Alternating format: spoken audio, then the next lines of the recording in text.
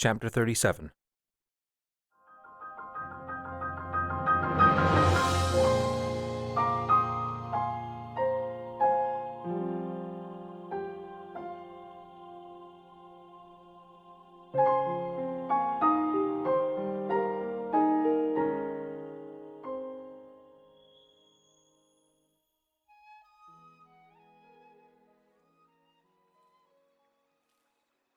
Link should have counted himself as honored for being allowed to attend the meeting deep in the Great Hyrule Forest. The forest dwellers were a private folk, and the opportunity to visit them was very rare. Most of the knights in attendance left their attendants behind, save for only the most needed. His knight, however, Sir Russell of Kasuto, wished to bring his squire along, stating that it was only a matter of time before Link became a knight himself. It would be good for him to be seen by the king. Sir Russell also likely thought it would be a good way to take Link's mind off all that had happened recently. No, Link thought, briefly squeezing his eyes shut. Don't think about that. Her father wasn't there. That was a noticeable absence, considering that the king was present with his daughter, both riding near the front of the line. No, his father had been forced to take an extended leave of absence from his duties on the royal guard to deal with things back home. Stop. He forced himself to look up and around them as they rode through the dark forest. They had finally passed through the deepest portion of the forest, the place known as the Lost Woods, for its mysterious way of causing travelers to lose their way. They likely wouldn't have ever made it through without their guide. Now, however, the canopy overhead lightened enough to allow thin shafts of light to pierce the gloom. The trees changed too. They were thick and verdant, with taller trunks and branches far overhead. He could see movement in them, squirrels, birds, and possibly even some of the forest folk themselves. He looked ahead. The line of horses was relatively small, and he, even near the rear of the line, could see the royal family at the line's front. His eyes found the princess. She sat upright in a deep blue riding dress, her hair mostly hanging down, save for the braid that was wrapped around her head like a crown. She was a couple years Link's junior, and he wasn't sure if he could start calling her pretty yet or not. She had the hints of future beauty, to be sure, but she was also only 15, and had much to grow. His eyes traveled over the royal family's attendants until he found the one he was looking for, one of Princess Zelda's maids, a few years older than Link. Now she was pretty. Attractive brown hair and eyes, a woman's figure, and a smile that captivated many a squire's heart. He wondered if he would have a chance to speak with her on this trip. He was certain that she'd seen him at the tourney that spring. He looked away from the woman sighing. Even thinking of his victories at the tourney could do little to improve his dire mood as of late. Maybe he should ask Sir Russell for more time away from the court, to go home and help his father, or see how Arl was doing. The tree canopy overhead trembled, the leaves whispering softly, distracting him from his thoughts. He glanced up, frowning, and finally spotted one of the forest folk, the first he'd seen other than their diminutive guide. The forest folk, Koroks, as they called themselves, were a race of fey-like beings. They appeared to be made entirely of wood, though their bodies were flexible, like normal flesh. They had small arms and legs, and often stood no more than 1.5 feet tall, though some grew twice that height. They always wore masks made of large leaves, usually pierced by their long noses. The Korok above Link giggled softly, making a soft sound like a rattle, and then it disappeared back up into the leafy canopy. He could see others peering down now as well, each seemingly just waiting to be seen before disappearing again. The leaves overhead shivered, almost constantly now. They had arrived at the center of the Great Hyrule Forest. The column of Hylians rode into the large clearing at the forest's heart. There stood the largest tree that Link had ever seen. It was the largest tree in the world, as far as anyone knew. The Great Deku Tree, with a trunk as wide around as several of the homes in Castletown, and a canopy taller than any of the castle's towers. gazed down at them with a benevolent expression. It was also the only living tree that anyone knew about. Branches formed long eyebrows over a pair of strangely expressive depressions in the wood that stood in for its eyes. It had a nose, formed from bark, and a beard and whiskers made from roots. It had a huge mouth as well, which opened as the royals approached. "Greetings, King Rome," the Deku Tree said. "Welcome to my home. And greetings to you as well, Princess Zelda. You have grown in beauty since I last saw you." As the king and princess exchanged pleasantries with the ancient tree spirit, Link and the others around him dismounted from their horses. Several of the older servants had begun speaking to some of the Koroks nearby to find out where they would be able to set up for the night. After such a long, arduous journey, Link would welcome the chance to rest, and he was sure the others would. He gently ran his palm along Epona's nose, smiling at his faithful horse, and fished an apple from his pack to offer to her, which she gladly took. She was one of the few horses who had not acted skittish while traveling through the Lost Woods, a fact that he was quite proud of. After seeing to his horse, Link turned to see where some of the men and women were taking their things. He would be expected to carry Sir Russell's gear and set up his tent. As he did so, something caught his eye. He frowned, shifting slightly to be able to catch another glimpse of what he'd seen. The princess and king stood on a slightly raised platform made from white stone. From his vantage, he could see between the two royals, and he could just see a sword's blade glinting in the afternoon sunlight. The sword had been placed point down into a raised section of stone at the center of the dais. He knew what the sword was, though he never actually knew for sure that it was even real. The sword that seals the darkness. The ancient blade of evil's bane. The Master Sword. It was the sword of legends from ages past, an old, powerful weapon that could only be pulled from the stone by a mythical hero. It was a sword spoken of by young pages and squires around the meal tables, who imagined themselves pulling the sword and becoming powerful knights, saving the world, and falling in love with the princess.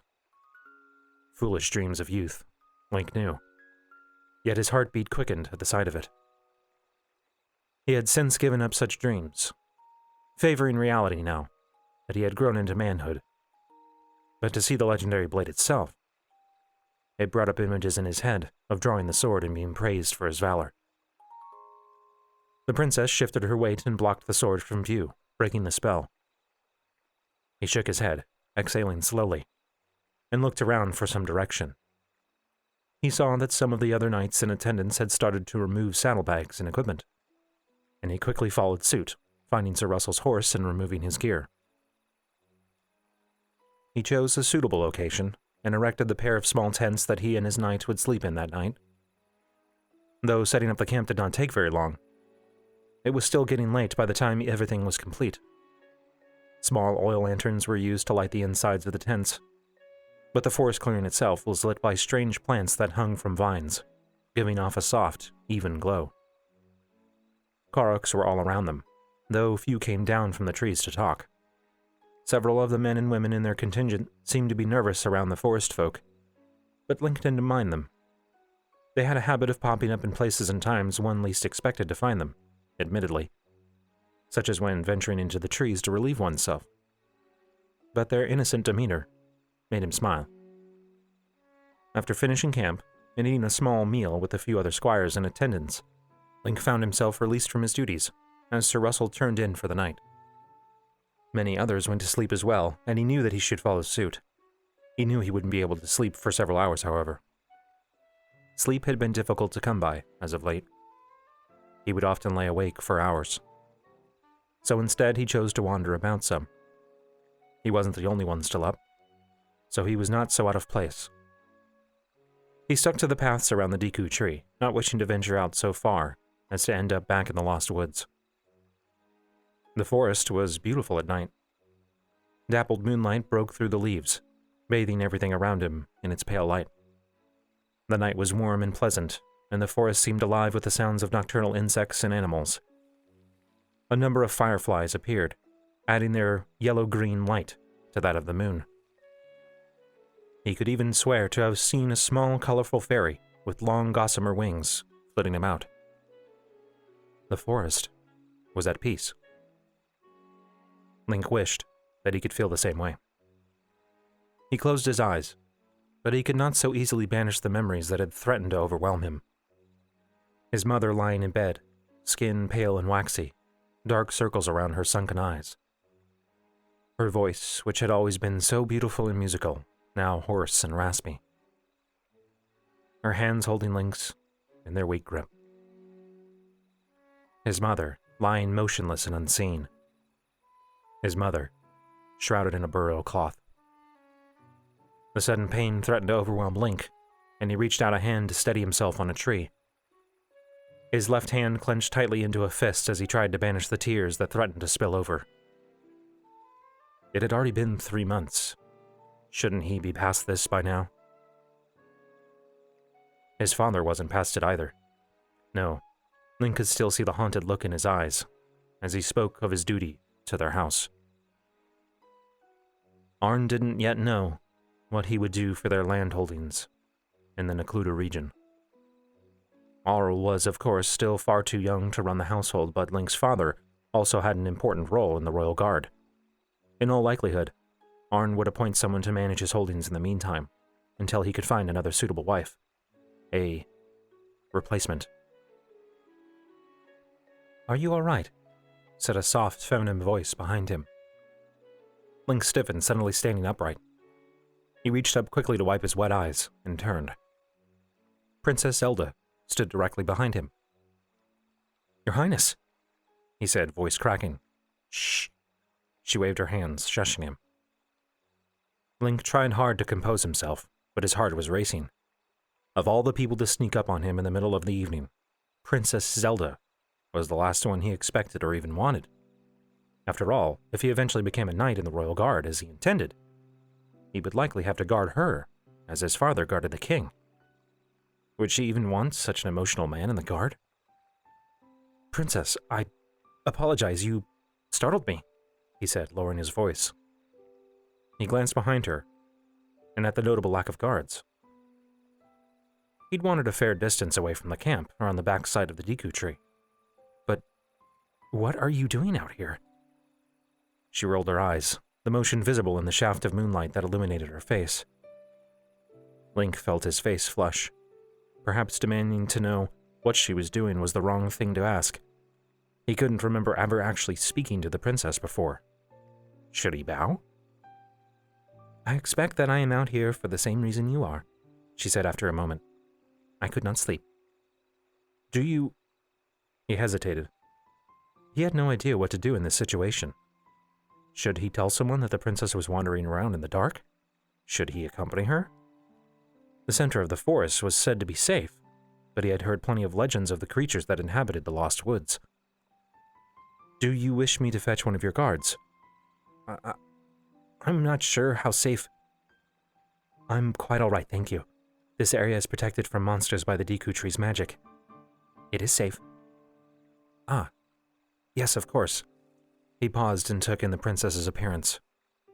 He'd first assumed that she was wearing a nightgown, but now that he looked at her more closely, he saw that she wore a flowing white dress, with embroidery around the waist and sleeves. He had seen her wear it during their journey, usually in the evening and morning, before and after the day's ride, but never understood its significance. Princess Zelda looked at him for a time, considering. Finally, she asked, "What's your name?" "Oh, I'm Link, son of Arn, right?" He nodded. The princess's expression softened. "I'm very sorry for your loss, then. I am familiar with the pain of losing one's mother." Link's throat tightened at the princess's words. This was far from a conversation that he wished to have with the princess of all people. "I met her a few times," she said thoughtfully, "in the court, when visiting your lands in the east. She always seemed to be a very strong, capable woman. A good match for your father." "Yes," he said, haltingly. Princess Zelda looked back up at him. In the moonlight, she didn't look as young as she was. The dress and the expression on her face made her look older. "You are the squire to Sir Russell, are you not?"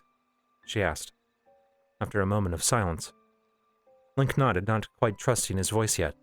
"Then perhaps you would be willing to accompany me on my walk? I have heard talk of your skill with the sword. Surely there would be no problem with my being out with a capable squire by my side." Link felt immediately bolstered by the comment. He was already well known for his skill among the knights, but for the princess to have heard. But would the royal guard find his presence to be acceptable? He met Princess Zelda's eyes, and he saw a slight spark of defiance there. She would not wait for him to fetch someone, if he refused. "Yes, Your Highness," he said. "Good." She began walking around the base of the Deku Tree, and he dutifully followed. They walked together in silence for a time. The princess appeared to be content in looking at the trees and foliage, occasionally crouching down to run her fingers along a leaf or flower. She seemed to be studying the fauna. He watched as she plucked a leaf from a tree, turning it over in her hand curiously. After a few moments, she glanced at him and looked slightly surprised, as if she'd forgotten that he was even there. "Did you know that this wasn't the original location of the Great Hyrule Forest?" she asked, turning back to inspect her leaf. "No, I've never heard that," Link said. "Ancient texts and maps place the Deku Tree in the forest far to the south, near the Great Plateau, but no one knows how or why it moved." "Why not ask the Deku Tree?" She looked back up at him, cocking one eyebrow. "Well, it's not the same Deku Tree." "Oh." "The Deku Tree has an extremely long life, of course, but even it has not been alive for so long. Every few thousand years or so, the Deku Tree apparently plants a seedling that will eventually grow into a Deku Tree in the place of the old one, which passes away shortly thereafter." "I'd never heard that." "That isn't surprising. It is a more scholarly matter than anything. The Deku Tree does appear to retain at least some memories from its previous generations, but it rarely speaks of them. As far as I know, it has never spoken of the previous location of the forest. Perhaps it doesn't even remember." Princess Zelda let the leaf fall as she looked up the large, imposing trunk of the Deku Tree. In all likelihood, the old location of the forest became untenable for some reason, so the Deku Tree at the time sent its seedling to this location, where a new forest grew up around it. There are other theories, though. Link had no idea why the princess was even talking about this, but she seemed excited for some reason. He, however, could not particularly share in her excitement. It was little more than a forest to him. "I think the most interesting thing is the Lost Woods," she said, looking back at him. "I understand how the Deku Tree could have moved, but ancient lore speaks of the Lost Woods as well. If the new forest grew around the Deku Tree, then that suggests that the Lost Woods are directly tied to its power. The Deku Tree somehow creates the Lost Woods. But why?" "For protection?" he said. Most likely. The Deku Tree's bark is quite valuable. But if that were the case, why not plant the Deku Tree somewhere hidden or harder to reach? Why create a magical forest to keep people out, and then make guides to help people through it? I'm not sure." She glanced at him, and he thought he saw a flash of disappointment in her eyes. Had he said the wrong thing? After a moment, she turned and began to walk again. He quickly followed. The silence stretched for a long moment before he spoke again. Maybe the Lost Woods are kind of a trial." She looked over her shoulder at him. "What makes you think that?" Link thought of the Master Sword sitting in its pedestal at the center of the forest. Well, the Lost Woods wouldn't be that protective ultimately. Even if they are difficult to navigate, they could be burned down easily enough by attackers. But someone on a special quest could be required to pass through the woods to reach the heart of the forest. The princess nodded thoughtfully. "That is a popular theory among scholars. The Lost Woods is often thought to be a trial for those seeking wisdom or knowledge from the Deku Tree. And then there is the Master Sword, of course." His heart sank slightly. Of course, scholars had already discussed such things at length. Did he really think that his idea would have been original in any way? Another popular theory on the origins of this forest is that the entire forest somehow actually moved from the south. That it isn't a new forest in relative terms, but that it physically relocated somehow. How would it do that? He asked. I'm truly not certain, but ancient technology and magic were able to accomplish incredible feats in the past. It is certainly another possibility. That's why I've been studying the fauna. I was curious if I would find any evidence of plants from the south. Wouldn't someone else have already discovered that by now? Link thought, though he kept such things to himself. Did you find anything? No. While there are plants native to either North or South Hyrule, our country is not so large as to have too many major differences in its ecology. At least, not in its heartland, where the climate is largely similar between North and South. The same cannot be said for the surrounding regions, of course, such as the Faron Rainforest or the Hebra Mountains. Princess Zelda paused by the stone dais. They had already made their way around the Deku Tree, to its front again. Link could see the Master Sword glinting in a shaft of moonlight that shone down on it from above. The princess looked at the sword thoughtfully. Ah, Princess, you are out late this evening. She gasped and looked up at the deep voice. Link did the same, gazing up at the large face belonging to the Deku Tree. It smiled at them. Oh, Deku Tree, I apologize if we disturbed your slumber, she said. It is quite all right. And who is this with you? The Deku Tree gazed down at Link, and its smile grew. Ah, yes, the one called Link. He froze, confused. Why did the Deku Tree know his name? Did someone tell the tree about him? Princess Zelda looked as confused as he felt, looking over at him with a curious expression. Do not look so surprised, the Deku Tree said. I take the time to learn about everyone who steps into my realm. And what do you think, young Link? This is your first time visiting my forest. Link hesitantly stepped up onto the dais, feeling embarrassed. It's quite beautiful, Deku Tree. I am sure that a moonlit stroll with a beautiful woman is nice as well. He felt his face grow warm, and he spared a glance toward the princess, who had adopted a very controlled expression. Tell me, you two, what do you know of the sword that sits there? Link glanced down towards the sword. The Master Sword had a magnificently crafted purple hilt, with green wrapping around the grip. The crossguard was shaped like a pair of outstretched wings, upturned towards the blade. The blade itself was without blemish. Link could see some ancient markings on it, including the 3 triangles found in the royal sigil. It was a beautiful blade. For a moment, Link's thoughts took him back to just a few years prior, when he and the other squires boasted about the legendary sword that none of them had even seen. What would they say if they knew he was here, looking down at the Master Sword, Princess Zelda by his side? It seemed like a scene lifted right out of their boastful fantasies. It is the Master Sword, Princess Zelda said. The blade wielded by the ancient hero in the battle against the Calamity Ganon. Calamity Ganon? Link thought, tearing his eyes away from the Master Sword. He had never heard the phrase before.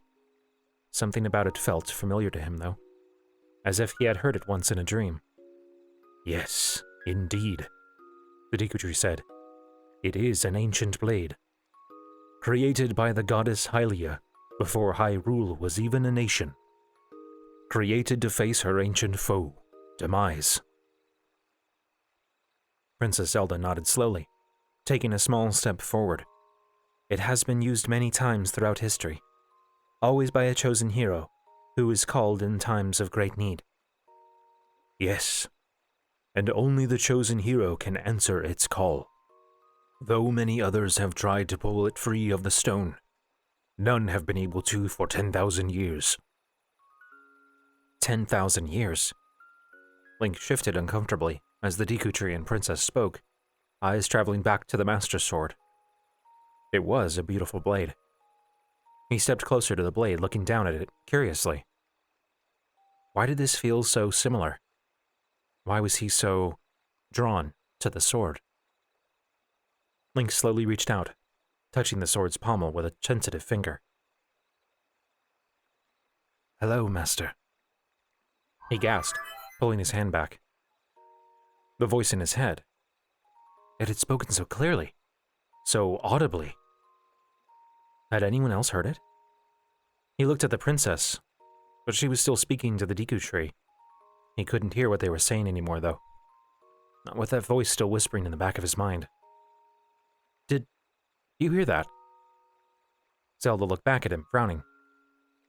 But then the Deku Tree said something, and she looked back at him, Link apparently forgotten. He looked back at the sword and licked his lips. Had he imagined it? He hesitantly reached out again, wrapping the fingers of his left hand around the grip. He heard no voices, but when his skin came into contact with it, he felt something stir within him. Something called him. It urged him on, to try. He'd seen several of the knights do so, after all. It appeared to be something of a tradition, even perhaps a competition among them, as well as an enjoyable show for the Koroks, who encouraged them. He placed both hands on the sword's grip, shifting so that his feet were planted slightly more than shoulder-width apart. And then, without fully understanding why, he pulled. He hadn't participated in the game earlier. As a squire, he hadn't wanted to inject himself into the activity that was clearly a tradition among the knights. But none of them had been able to pull the sword free of the stone. The sword hadn't even budged, no matter how hard they had pulled, and several of the knights appeared to have been wearied by the experience. It did not exhaust Link. He did not strain, grunting and face turning red. He didn't flex, making a show of his efforts. He just pulled. And the Master Sword slid smoothly from the stone, with the whisper of metal on stone. The conversation between Princess Zelda and the Deku Tree stopped, as the sound pierced the quiet of the night. The princess turned to look at Link, a look of shock on her face. Her lips formed words, but nothing came out. Link stared down at the sword, its pointed tip hovering just a few inches above the empty slots in the ground. He had pulled the sword free. He had pulled the Master Sword free. How was that possible? It shouldn't have come free. Link watched a dozen men try to pull it free that day, and not one of them had been able to do so. Why did it do so for him? Why him? Ah, the Deku Tree smiled benevolently as he gazed down toward Link. Yes, I thought you might be the one. The child of destiny. Princess Zelda, looking suddenly little more than a child, gazed between Link and the Deku Tree, eyes wide. Do you mean? Yes, my dear. The tree's voice grew grave. A breeze blew through the leaves of the forest, adding their hushed whispers to the moment. The time has come for the hero to rise again. No, she whispered. Link slowly raised the sword, marveling at the way it felt in his hand. The breeze grew stronger, swirling around him. He'd drawn the Master Sword. The first in 10,000 years. The Deku Tree had called him the Child of Destiny. He'd done so with the princess by his side, just like in his fantasies of old. He looked at her, and he saw Princess Zelda's expression. Really saw it. Her horror. The fantasy popped like a bubble in his mind, and he suddenly knew that this was not a day that would be celebrated. Not by her, and not by the others who knew the truth. The time had come for the hero to rise again. Link sat by his small fire, which he lit underneath a small rock overhang. It did little to shield him from view, but that was less important now. He was pretty sure that he'd left the Guardian's search radius by now. He hadn't seen one of the mechanical beasts for days. Around him were his meager possessions, the shield that he recovered from the castle, his Zora's sword, a crude wooden bow and arrows that he managed to steal out of a bokoblin encampment while they slept. He didn't have his ancient sword any longer. It had broken in the castle. Nor the Sheikah slate. It was the Sheikah slate that hurt the most to lose. It had been one of his best modes of transportation after all, and an incredibly useful tool in his travels. Without it, he had no way of letting his friends know that he survived his trip into the castle. They likely still had no idea what happened to him, or even where he'd gone. But he regretted its loss more than its utility. It held memories as well. Hundreds of photographs taken by Princess Zelda. Zelda. On their travels together, 100 years in the past. He'd stopped paying as much attention to those in the recent weeks, prior to his defeat at Hyrule Castle, largely because of his growing resentment towards the princess. Now, however, he missed it terribly. He'd been such a fool. The castle was miles away by now, hidden by trees and the rising and falling of hills around him, but he could still place exactly where it should be on the horizon. He hadn't seen Calamity Ganon rising today, which was a hopeful sign. The monster appeared, flying around the castle's towers, far more often than it did when he first woke.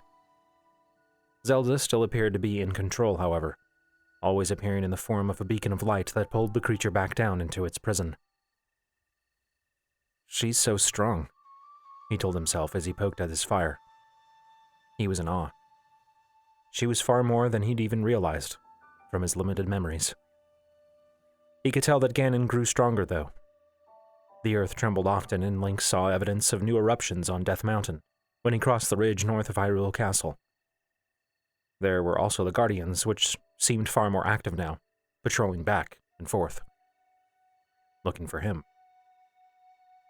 The time that followed his defeat at the castle had been harrowing. The Guardians searched for him relentlessly, never growing tired or complacent. Link, without a weapon with which to face them effectively, had been forced to hide and flee, sticking to the trees that dotted the ridge north of the castle, where he eventually washed up on shore. Thoughts of his last moments in the castle brought back painful memories, and Link reached up, absently touching the place where the Guardian shot him. The skin there had healed after a few days. Mipha's influence, no doubt. But the flesh remained scarred. A new scar to match the identical one on his back, which he assumed he sustained in his fight against the Guardians, 100 years prior. His champion's tunic, of course, was ruined, and Link was forced to rid himself of it. Its color still stood out, despite the burns and bloodstains. Only within the last couple of days did he finally replace the tunic with one that may have once been another color, though it was more of a muted gray now. He'd found it in the remains of an old military training camp along the edge of the ridge. He had been forced to kill several Lizalfos that had taken up residence in the camp. The progress following his defeat had been slow. Zelda told him where to find the Master Sword, a weapon that he now understood to be of utmost importance, and so he decided to make his way north to the Great Forest, which he could see from atop the ridge. Getting there, however, was more difficult than he'd expected. The forest was on an island surrounded by several miles of water. At the time, Link hadn't even been able to see a way across onto the forested island, which itself stretched for miles and miles. He almost started traveling north, but ultimately chose to travel east, thinking that he could remember seeing a road in that direction on his Sheikah slate. After a few days of slow travel, being forced to evade detection from the Guardians, he eventually saw the land bridge that connected the forest to the surrounding region. It took him 2 weeks to finally reach his current location, just outside the Great Hyrule Forest entrance.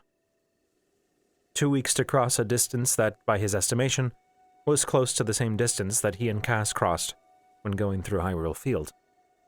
And during the entire trip, he'd feared the Calamity Ganon could break free at any moment and lay waste to the land.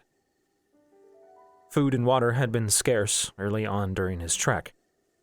The forest moat was at the bottom of a deep basin, too steep for Link to safely climb down, and he didn't dare approach the castle's moat.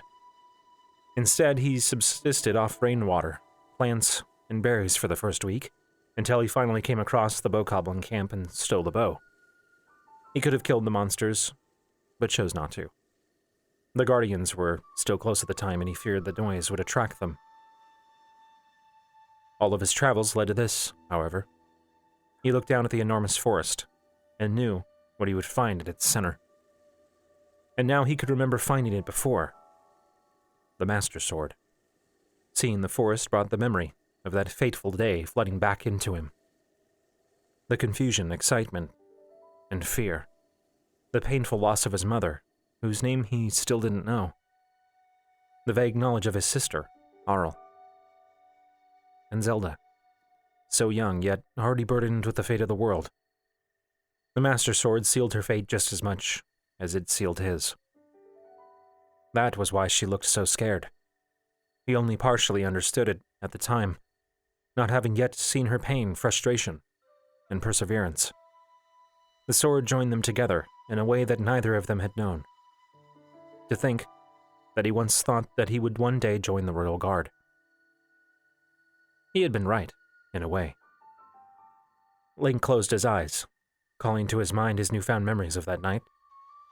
The surprising peace he felt when walking beside her, her detailed analysis of everything around her. Everything was a matter of study. He saw only a tree, but she saw history. It was nearly enough to send him charging into the castle again. But no. That had been a foolish mistake that nearly cost them everything. In fact, it still very well could. There was no telling how much longer Zelda could keep Ganon imprisoned. If it broke free before they were ready, then everything could be lost. He opened his eyes again, looking down at the darkened forest. Tomorrow. He would enter it and begin his trek through. He had vague recollections of the first journey he made, the place of shadow that he would first have to pass through. The trial, as he put it in his memory. He would find his way to the forest's heart, however. He would retrieve the Master Sword. For the time had come for the hero to rise again.